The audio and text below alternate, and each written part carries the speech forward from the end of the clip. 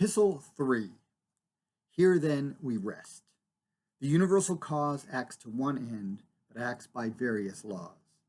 In all the madness of superfluous health, the trim of pride, the impudence of wealth, let this great truth be present night and day, but most be present if we preach or pray.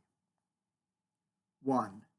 Look round our world, behold the chain of love, combining all below and all above. See plastic nature working to this end, the single atoms each to other tend. Attracted to, the next in place, formed and impelled, its neighbor to embrace. See matter next, with various life endued, pressed to one center still, the general good. See dying vegetables life sustain, see life dissolving vegetate again. All forms that perish other forms supply, by turns we catch the vital breath and die. Like bubbles on the sea of matter born, they rise, they break, and to that sea return. Nothing is foreign, parts relate to whole. One all-extending, all-preserving soul connects each being, greatest with the least, made beast in aid of man, and man of beast, all served, all serving, nothing stands alone. The chain holds on, and where it ends, unknown. Has God, thou fool, worked solely for thy good, thy joy, thy pastime, thy attire, thy food? Who for thy table feeds the wanton fawn? For him as kindly spread the flowery lawn? Is it for thee the lark ascends and sings? Joy tunes his voice, joy elevates his wings. Is it for thee the linnet pours his throat? Lovers of his own and raptures swell the note. The bounding steed you pompously bestride shares with his lord the pleasure and the pride. Is thine alone the seed that strews the plain? The birds of heaven shall vindicate their grain. Thine the full harvest of the golden year? Part pays, and justly, the deserving steer. The hog that plows not, nor obeys thy call, lives on the labors of the Lord of all.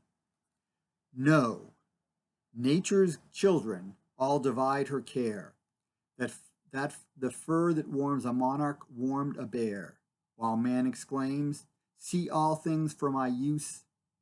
See man for mine, replies a pampered goose, and just as short of reason he must fall who thinks all made for one, not one for all. Grant that the powerful still the weak control, be man the wit and tyrant of the whole. Nature that tyrant checks, he only knows, and helps another creature's wants and woes. Say, will the falcon, stooping from above, smit with her varying plumage, spare the dove? Admires the jay the insect's gilded wings, or hears the hawk when Philomela sings? Man cares for all, to birds he gives his woods, to beasts his pastures, and to fish his floods.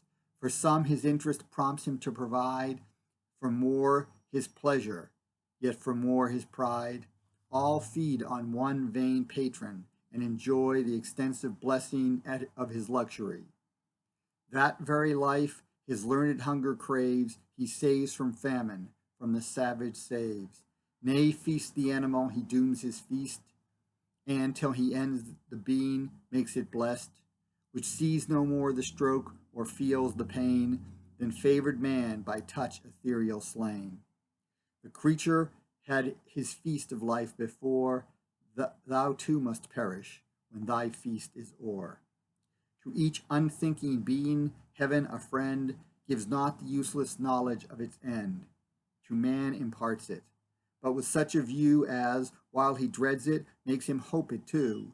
The hour concealed, and so remote the fear, death still draws nearer, never seeming near. Great standing miracle that heaven assigned, its only thinking thing, this turn of mind. 2. Whether with reason or with instinct blessed, know all enjoy that power which suits them best, to bliss alike by that direction tend, and find the means proportioned to their end. Say, where full instinct is the unerring guide, What pope or council can they need beside? Reason, however able, cool at best, cares not for service, or but serves when pressed. Stays till we call, and then not often near, but honest instinct comes a volunteer. Sure, never to or shoot, but just to hit, while still too wide or short is human wit. Sure by quick nature happiness to gain, which heavier reason labors all in vain. It labors at in vain. This too serves always, reason never long. One must go right, the other may go wrong. See then the acting and comparing powers, one in their nature, which are two in ours, and reason raise o'er instinct as you can. In this 'tis God directs, in that 'tis man, who taught the nations of the field and wood to shun their poison and to choose their food. Prescient, the tides or tempests to withstand, build on the wave or arch beneath the sand. Who made the spider parallels design, sure is demoivre, without rule or line? Who bids the stork, Columbus-like, explore heavens not his own, and worlds unknown before? Who calls the council, states the certain day, who forms the phalanx, and who points the way?